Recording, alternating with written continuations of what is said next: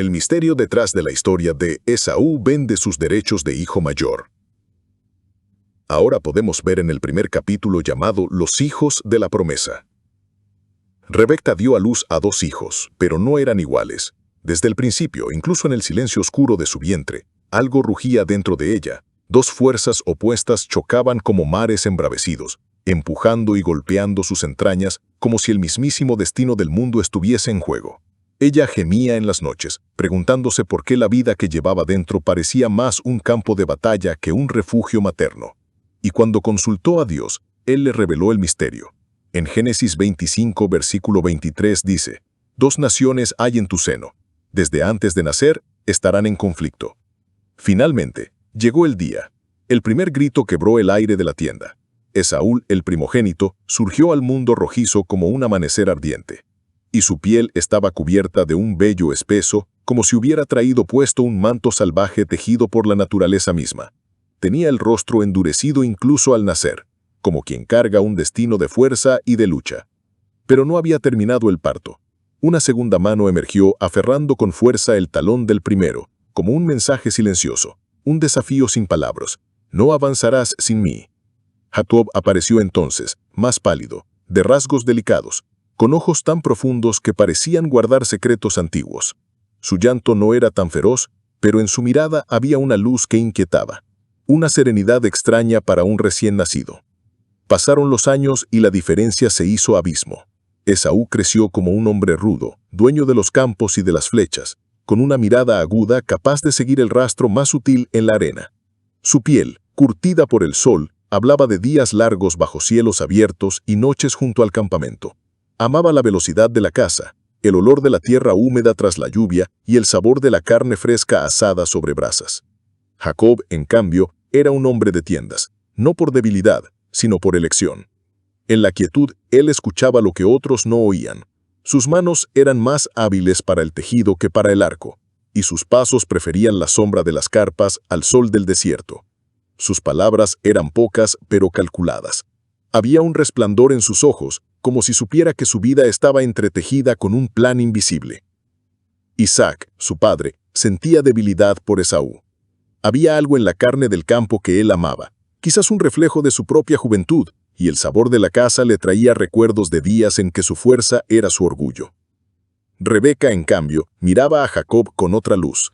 Era más que amor de madre, era una afinidad profunda, casi profética. Ella sentía que el fuego de Dios ardía en el interior de aquel hijo silencioso, como un faro encendido en medio de la noche. La pregunta es, ¿por qué Dios permite que 2 hermanos tan diferentes crezcan bajo el mismo techo? ¿Y no habría sido más justo separar sus caminos? La respuesta es, porque en la tensión del contraste Dios forja el destino, como dice Romanos 9, versículo 11 y 12. Antes de que nacieran, antes de que hicieran algo bueno o malo, Dios decidió que Jacob recibiría la bendición. El hogar compartido era el crisol donde el carácter sería refinado. El conflicto entre hermanos es el escenario donde se revelan los corazones y se prueba la voluntad divina. Sin Esaú, Jacob no hubiera aprendido a esperar. Sin Jacob, Esaú no hubiera conocido el peso de lo que desprecia. Seguidamente, en el segundo capítulo llamado El hambre del impulsivo. El sol caía sobre el desierto cuando Esaú regresó exhausto de una jornada inútil. Nada había cazado. El polvo cubría su rostro y el sudor bajaba como ríos silenciosos por sus mejillas. Al acercarse a la tienda, el aroma lo golpeó como un relámpago, un guiso rojo, espeso, burbujeante, que Jacob removía con calma. Esaú sintió que sus entrañas se deshacían. Con voz áspera dijo, «Dame de ese guiso rojo, estoy muriéndome de hambre». Jacob no levantó la mirada, pero su voz fue cortante como una daga. «Está bien, pero véndeme antes tu derecho de hijo mayor». Un silencio cayó como una piedra en el pozo del tiempo. «¿De qué me sirve el derecho de primogenitura si estoy por morirme?», respondió Esaú, ciego de apetito sin medir la eternidad del momento. La pregunta es, ¿era realmente Esaú tan hambriento como para vender su herencia, o fue esclavo de su deseo inmediato? La respuesta, el problema no era el hambre del cuerpo, sino la desnutrición del alma. En Hebreos 12, versículo 16, lo denuncia sin rodeos. Asegúrense de que ninguno sea inmoral ni profano como Esaú, quien cambió sus derechos de hijo mayor por un simple plato de comida. Cuando no valoramos lo eterno, vendemos lo sagrado por lo superficial, lo perpetuo por lo momentáneo. Finalmente, en el último capítulo, llamado Un plato por la eternidad, Jacob lo miró a los ojos, y en ese cruce de miradas había más que negociación. Era un duelo silencioso entre lo eterno y lo inmediato. Esaú, aún jadeando por el esfuerzo y la fatiga, con el pecho subiendo y bajando como si quisiera tragar el aire mismo, dejó caer las palabras que no debía pronunciar. «Te doy mi derecho de hijo mayor», dijo, sin medir que con cada sílaba estaba tallando en piedra su renuncia. Jacob, sin mostrar júbilo, solo asintió. Tomó un pedazo de pan, lo partió con manos firmes y lo colocó junto a un cuenco humeante de guiso rojo. El pan crujió al quebrarse, como si el sonido sellara el acuerdo ante testigos invisibles. Esaú se abalanzó sobre la comida. Comió con avidez, bebió como un hombre que sale del desierto, y sin una palabra de gratitud, se levantó y se fue, dejando tras de sí las huellas que el viento pronto borraría.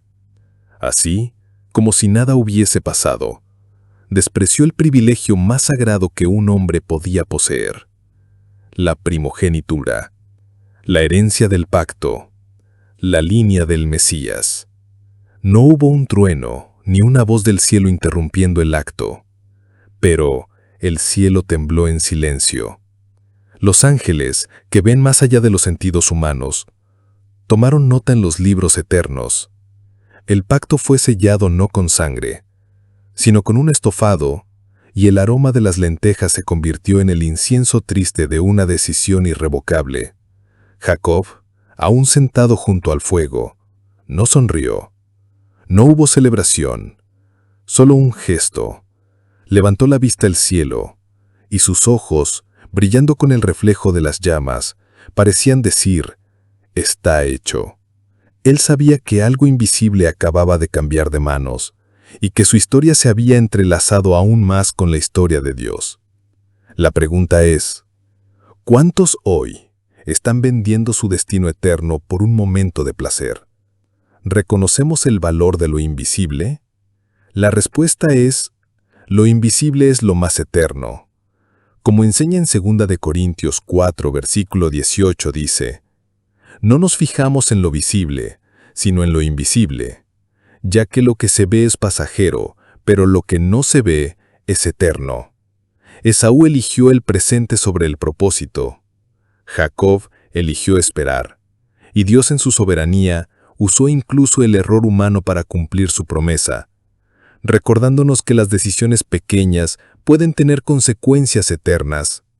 La reflexión final de esta historia no es solo una anécdota antigua perdida entre las páginas del Génesis. Es un espejo que nos enfrenta con la crudeza de nuestra propia alma. Cada vez que leemos sobre aquel cuenco de guiso rojo, no estamos mirando solo a dos hermanos. Estamos mirando el rostro de la humanidad entera, y el nuestro, porque el trueque que hizo Esaú no fue solo un intercambio de comida por derechos, fue la venta de lo eterno en el mercado de lo inmediato. Y ese mercado sigue abierto hoy. No tiene toldos ni puestos visibles, pero sus ofertas están en cada tentación que nos susurra: resuelve tu deseo ahora, aunque cueste tu propósito eterno. En ese espejo debemos preguntarnos con honestidad: ¿qué tan rápido negociamos lo sagrado cuando el hambre de la carne nos aprieta? ¿Acaso no hemos vendido tiempo de oración por horas de distracción? ¿No hemos cambiado la obediencia por un momento de orgullo satisfecho? ¿O no hemos entregado la paz por una palabra hiriente lanzada en un instante de ira? La transacción de Esaú fue visible, pero las nuestras muchas veces son invisibles, y por eso más peligrosas. No llevan el humo de un guiso ni el crujir de pan. Se consuman en lo secreto del corazón. Por eso, hoy más que nunca la pregunta se vuelve urgente, como un eco que no nos deja dormir. ¿Estoy cultivando el hambre de Dios o solo alimentando mi carne?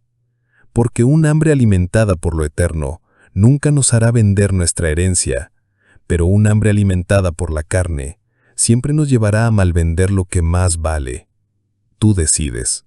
La paz sea contigo. No olvides de suscribirte para más videos.